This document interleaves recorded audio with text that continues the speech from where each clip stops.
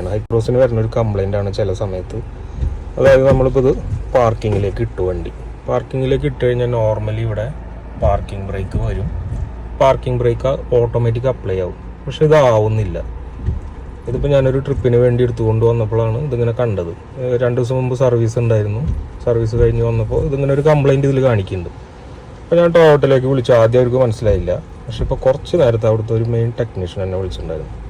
അയാൾ പറഞ്ഞു തന്ന ഒരു കാര്യമാണ് ഈ പാർക്കിംഗ്, ഈ പി എന്ന് എഴുതിയിട്ടുള്ള ഈ ഒരു ബട്ടൺ, പാർക്കിംഗ് ബട്ടണാണ് മാനുവലി. ഇതൊരു 5 സെക്കൻഡ് ഡ്രാഗ് ചെയ്ത് പിടിക്കുക, വലിച്ചു പിടിക്കുക. 1 2 3 4 5.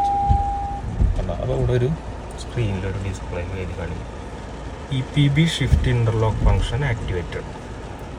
ഇനി നമ്മളിത് ചെയ്ത് കഴിഞ്ഞാൽ ഓക്കെ ആവും എന്നാണ് ആൾ പറയുന്നത്. നമുക്കൊന്ന് നോക്കാം.